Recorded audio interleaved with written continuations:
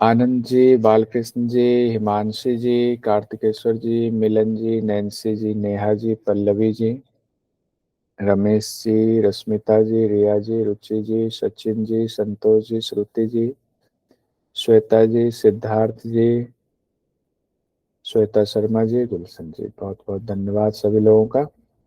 चतुर्थ उपदेश हठ रत्नावली में नादानुसंधान की चर्चा है, यानी कि समाधि की चर्चा है। चतुर्थ उपदेश में श्रीनिवास भट्ट जी चतुर्थ उपदेश में कहते हैं कि जिस प्रकार पानी में नमक मिला दें तो दोनों एक रूप हो जाता है, नमक का अस्तित्व विलीन हो जाता है, उसी प्रकार समाधि में योगी की आत्मा और मन यानी चित्त दोनों मिलकर एक रूप हो जाता है। तो चित्त कहाँ, आत्मा में मिलकर नमक की तरह पानी में मिल जाता है।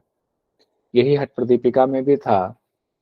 उसके बाद कहा गया है कि जब जीवात्मा और परमात्मा एक रूप हो जाते हैं तब मानसिक क्रियाएं पूर्ण रूप से निरुद्ध हो जाती है। क्यों? कि मानसिक क्रियाएं तो प्रकृति का से जुड़ा हुआ है, जीवात्मा परमात्मा मिल गया फिर प्रकृति का कोई प्रयोजन नहीं रह जाता है। उसके बाद इस तरह से देखें तो दो बड़ी बातें सामने आती हैं। तो इस तरह देखें तो दो बड़ी बातें सामने आई हैं। कौन सी? एक तो ये कि समाधि में आत्मा और मन मिलकर एक रूप हो जाता है, या आत्मा और चित्त मिलकर एक रूप हो जाता है। दूसरा है जीवात्मा और परमात्मा मिलकर जब एक रूप हो जाते हैं तब मानसिक क्रियाएं पूर्ण रूप से निरुद्ध हो जाती हैं। दो बातें इंपॉर्टेंट सामने आई। उसके बाद आगे कहा गया, जैसे हठ प्रदीपिका में भी कहा गया था कि इंद्रियों का स्वामी मन है, मन का स्वामी वायु है, वायु का स्वामी लय है, लय नाद पर आश्रित है, और नादानुसंधान के द्वारा आपको समाधि मिलती है। इसीलिए योगी को नादानुसंधान का अभ्यास करना चाहिए। तो योगी नाद की सहायता से समाधि प्राप्त करता है, नहीं नादानुसंधान के द्वारा। फिर क्या होता है, उनका हृदय आनंद से भर जाता है। आनंद मतलब जो बात हुई थी, ना खुशी ना गम, सम स्थिति, ना सुख में सुखी होंगे ना दुख में दुखी होंगे, उसको आनंद की स्थिति कहेंगे। उसके बाद श्रीनिवास भट्ट जी कहते हैं इसलिए संयमित होकर के साधक को नादानुसंधान का अभ्यास करना चाहिए, और नादानुसंधान के अभ्यास से क्या होगा, शीघ्र ही उन्मनी अवस्था की प्राप्ति हो जाएगी। अब नादानुसंधान की तैयारी कैसे करें, तो ये इंपॉर्टेंट इसलिए है कि ये चीजें हठ प्रदीपिका में नहीं दी गई है, तो इसको कहीं नोट कर लीजिएगा कि शीत ऋतु में साधक एक या दो वस्त्र पहन सकते हैं। शीत ऋतु चूंकि ठंड होती है तो उस समय एक या दो वस्त्र पहनने की बात कह रहे हैं। उसके बाद कहते हैं पानी या गाय के दूध का सेवन कर सकते हैं, क्योंकि देखिए नादानुसंधान कर रहे हैं तो भोजन बहुत कम करने की बात कह रहे हैं। उसके बाद कहते हैं या तो पानी या गाय के दूध से काम चलाएं, या फिर भिक्षा या जंगल में कंदमूल आदि जो भी मिले उसको हाथों पर रखकर या पात्र में रखकर खा सकते हैं। भिक्षा मांग लीजिए या जंगल में जो कंदमूल है उससे काम चलाए। तो हिमालय पर बहुत सारे योगी रहते हैं, कंदमूल से काम चलाते हैं। कहते साधक दोनों कान को बंद कर नाद का अनुभव करें, तब तक अभ्यास करें जब तक कि चित्त स्थिर ना हो जाए। दोनों कान बंद करेंगे, फिर नाद को सुनने की कोशिश करेंगे, और कब तक करेंगे कोशिश, जब तक कि चित्त आपका उस ध्वनि पर, उस नाद पर स्थिर ना हो जाए। हठ प्रदीपिका की तरह ही कहा गया है कि शुरुआत में आपको तेज ध्वनि, उच्च ध्वनि सुनाई देती है नाद में, यानी सुषुम्ना में ही नाद सुनाई देता है, और बाद में अभ्यास जैसे जैसे बढ़ता है तो वो तेज ध्वनि, उसकी गति मंद पड़ती जाती है, और बाद में तो ध्वनि सूक्ष्म होती चली जाती है। तो तीन अवस्था बताई गई है, आरंभावस्था, मध्य की अवस्था और अंतिम अवस्था। तो आरंभ अवस्था में क्या होता है, समुद्र की तरह, मेघ गर्जन की तरह, भेरी की तरह, झरने की तरह आवाज आती है। समुद्र, मेघ गर्जन, भेरी और झरना, यही हमने पढ़ा था हठ प्रदीपिका में भी। मध्य अवस्था में क्या होता है, मर्दल, शंखनाद, घंटियां, वंशी की आवाज आती है। अंतिम अवस्था में छोटी घंटियां, वीणा की आवाज और भ्रमर की आवाज आती है। ठीक है, इसमें भी बहुत ज्यादा कुछ है नहीं।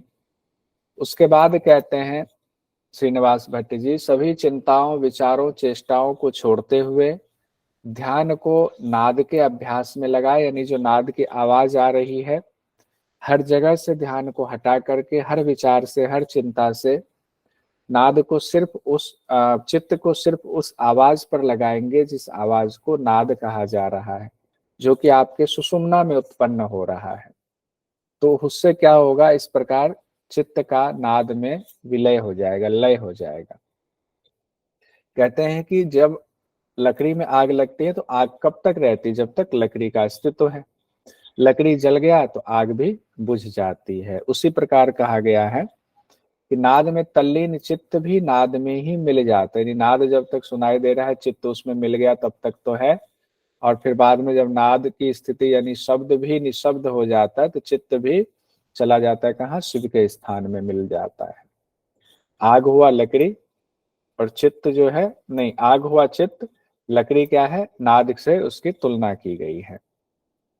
अब यहाँ पर कहा गया है, चार अवस्था बताई गई है नादानुसंधान की, जो कि हठ प्रदीपिका में भी बताई गई थी। आरंभावस्था, घटावस्था, परिचय अवस्था, निष्पत्ति अवस्था।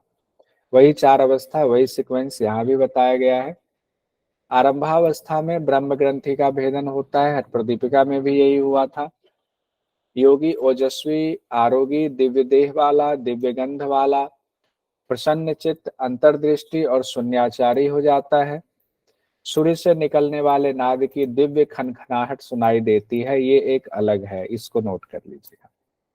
आरंभावस्था में क्या होती है, सूर्य से निकलने वाले नाद की दिव्य खनखनाहट सुनाई देती है। उसके बाद दूसरी अवस्था है घटावस्था। घटावस्था में क्या होता है, विष्णु ग्रंथि का भेदन होता है। घटावस्था में प्राण सुषुम्ना में प्रवेश करता है, आसनों में दृढ़ता प्राप्त होती है, योगी कामदेव के समान हो जाता है, विष्णु ग्रंथि का भेदन होता है घटावस्था में। तो इंपॉर्टेंट ये है कि विष्णु ग्रंथि का भेदन होता है। तीसरी अवस्था में यानी परिचय अवस्था में किसी ग्रंथि का भेदन नहीं होता है, ये पहले भी हम लोगों ने देखा था हठ प्रदीपिका में भी। तीसरे यानी परिचय अवस्था में ढोल की आवाज सुनाई देती है, प्राण महाशून्य में पहुंच जाता है और सभी सिद्धियों की प्राप्ति हो जाती है। चित्त आनंद से भर जाता है, रोग, दुख, बुढ़ापा और मृत्यु, भूख, प्यास, निद्रा मुक्त होकर के योगी परम आनंद की स्थिति को प्राप्त करता है। कहाँ, परिचय अवस्था में। किसका परिचय हुआ, तो भगवान शिव का अभी सिर्फ परिचय हुआ है। अब मिलन होगा किसमें, निष्पत्ति अवस्था में। निष्पत्ति अवस्था में क्या होता है, प्राण रुद्र ग्रंथि का भेदन करता है और शिव स्थान में पहुंच जाता है, तब वीणा की ध्वनि सुनाई देती है, और जब मिल जाता है तो हठ प्रदीपिका में कहा गया था निशब्द हो जाता है। यहाँ इतना ही लिखा हुआ है, शिव स्थान में पहुंच जाता है निष्पत्ति अवस्था में, तब जो ध्वनि आती है वीणा की ध्वनि सुनाई देती है। उसके बाद जो एक अलग चीज कही गई है, गुरु किसे बनाए, यानी कि गुरु के लक्षण बताए गए हैं। कहते बिना लक्ष्य के जिनकी दृष्टि स्थिर हो। उसके बाद कहा गया बिना प्रयास के जिनके वायु स्थिर हो, केवली की सिद्धि हो गई हो, सांभवी की सिद्धि हो गई हो। बिना ध्यान जिसका चित्त स्थिर हो, यानी कि अब वो ध्यान में हमेशा के लिए समाधि की स्थिति है, यानी कि अब उनको अलग से कोशिश किए बिना ही उनका चित्त अब स्थिर है। ऐसे योगी को गुरु के रूप में स्वीकार कर लेना चाहिए। अब आगे आते हैं, ये बात भी पहले हम लोग पढ़ चुके, एक बार फिर से देख लेते हैं। केवल एक बीज ही जिससे सृष्टि की रचना हुई है, केवल एक मुद्रा है खेचरी, केवल एक देव है निरालंब ही देव है। एक अवस्था है क्या, मनो उन्मनी अवस्था। इसमें मनो उन्मनी अवस्था की कई बार चर्चा हुई है और हम लोगों ने पढ़ा हुआ था, एक बार फिर से कह देता हूँ तो याद हो जाएगा रिकॉल। कि प्राण सुषुम्ना में जाता है तो चित्त स्थिर होता है, यही मनो उन्मनी अवस्था है। प्रत्येक मनुष्य का शरीर उसकी अपनी उंगली से 96 उंगली के माप के बराबर होता है। ये भी हठ रत्नावली में कहा गया, कितनी उंगली का माप है, 96 अंगुल के माप के बराबर है। मेरुदंड में दोनों ओर 32 हड्डियां होती हैं, ये इंपॉर्टेंट है। ये कई बार एग्जाम में आ जाता है कि मेरुदंड में दोनों ओर 32 हड्डियां होती हैं, ये किस ग्रंथ में कहा गया है? हठ ग्रंथ में। या कई बार ऐसे पूछ दिया जाता है, हठ रत्नावली के मुताबिक मेरुदंड में दोनों ओर कितनी हड्डियां होती हैं? तो 32 हड्डियां होती हैं। शरीर में 72,000 नाड़ी हैं, जिसमें प्राण का संचार होता है। साधारण है ये, हठ प्रदीपिका में भी है। मूलाधार में मुर्गी के अंडे के समान का एक चक्र होता है, जिसे नाड़ी चक्र कहते हैं, जिससे सभी नाड़ियां निकलती हैं। ये अलग है, ध्यान रखिएगा। 14 प्रमुख नाड़ियां बताई गई हैं: सुषुम्ना, पिंगला, सरस्वती, कुहू, यशस्विनी, वरुणी, गंधारी, शंखनी, पूषा, विश्वोदरी, जिह्वा, अलम्बुसा, हंसनी और इड़ा। ये 14 नाड़ी बताई गई है। उस 14 में से 3 प्रमुख नाड़ी है, इड़ा, पिंगला और सुषुम्ना। तो यहाँ इंपॉर्टेंट क्या है? इड़ा, पिंगला, यहाँ जो सुषुम्ना बताया गया है, इंपॉर्टेंट ये है, इड़ा को सोम कहा गया है, तमस कहा गया, यमुना कहा गया, ध्यान रखिएगा। पिंगला के लिए सूर्य का इस्तेमाल, रजस का इस्तेमाल, गंगा का इस्तेमाल कहा गया है।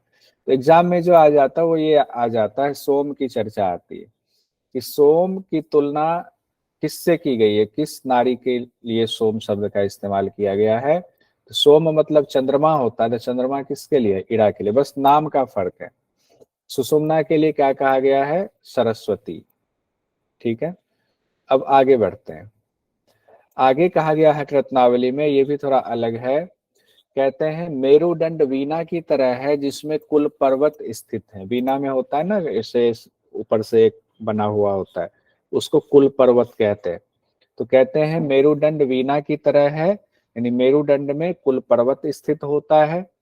विभिन्न धातु द्वीप की तरह है, जितने आपके शरीर में धातु, सप्त धातु, तो 7 द्वीप सप्त धातु हो गए।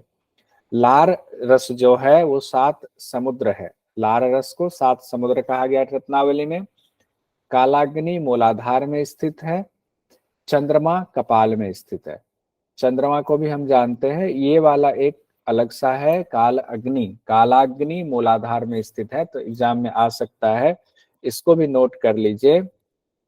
हम वो चीजें देख रहे हैं जो अलग सा है, और इसीलिए एग्जाम में ये पूछा जा सकता है।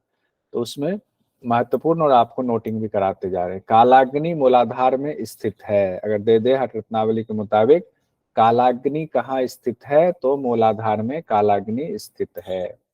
एक सेकेंड, इसको अभी आप लोगों को इम्पोर्टेंट भी कराऊंगा इसका एक बार, ताकि हो जाए। इसमें है, ठीक है। उसके बाद कहा गया आत्मा से आकाश की उत्पत्ति, आकाश से वायु की उत्पत्ति, आकाश प्लस वायु से अग्नि की उत्पत्ति, आकाश वायु अग्नि से जल की उत्पत्ति, आकाश वायु अग्नि और जल से पृथ्वी की उत्पत्ति। अगर पृथ्वी शब्द का आपके सामने आता पृथ्वी, तो उसमें आकाश वायु अग्नि और जल सब समाहित होता है, तब जाकर के पृथ्वी बनता है, पृथ्वी की उत्पत्ति होती है। शुरुआत में आत्मा से आकाश की उत्पत्ति हुई, आकाश से वायु की उत्पत्ति हुई, आकाश और वायु से अग्नि की उत्पत्ति हुई, आकाश वायु अग्नि से जल की उत्पत्ति हुई, आकाश वायु अग्नि जल से पृथ्वी की उत्पत्ति हुई, चारों मिलकर के। गुण है, आत्मा से आकाश की उत्पत्ति, तो आकाश के क्या गुण है? शब्द, वायु के गुण स्पर्श, अग्नि के रूप, जल का रस, पृथ्वी का गंध। ये गुण हम लोग पहले भी पढ़ चुके हैं, तो इसमें भी दिक्कत नहीं होगी। आत्मा के बारे में इसके बाद लास्ट में, अंतिम में हठ रत्नावली में आत्मा के बारे में बताया गया है, उसकी विशेषता बताई गई है, और अलग अलग शास्त्रों का हवाला देकर बताया गया। जैसे सूत संहिता का जिक्र किया गया, कि सूत संहिता में कहा गया है, श्रीनिवास भट्ट जी कहते हैं कि आत्मा सर्वव्यापक है और एक ही है। आत्मा एक ही है, इस यानी कि अद्वैत का सिद्धांत है। इसीलिए मैं शिव के चरणों में पढ़ता हूँ। अद्वैत कहते हैं, फिर कहते हैं मैं शिव के चरणों में पढ़ता हूँ। ये सूत संहिता के हवाले से कहा गया है। उसके बाद विष्णु पुराण के हवाले से कहा गया है, कंगन, सिरताज, कर्णफूल आदि अलग अलग है। ये पहनने वाली चीजें हैं, आभूषण हैं, तो ये आभूषण अलग अलग हैं, परंतु सब आभूषणों में सोना है। सोना एक कॉमन चीज है। उसी तरीके से ग्रह नक्षत्र हो गए, पशु हो गया, मनुष्य हो गया, सब अलग अलग है, लेकिन उन सब में हरि एक ही है। यानी कि आत्मा या परमात्मा एक ही है। इसी तरह हम जीवात्मा परमात्मा के रूप में भगवान की उपासना करते हैं, विष्णु पुराण से लिया गया है। उसके बाद भगवद गीता का हवाला देते हुए कहा गया है, उत्तम पुरुष को परमात्मा कहा गया है, जो तीन लोकों में यानी तीनों लोकों में व्याप्त हैं, यह अचल ईश्वर है। यह हमारा हठ रत्नावली चतुर्थ उपदेश भी कंप्लीट हो गया।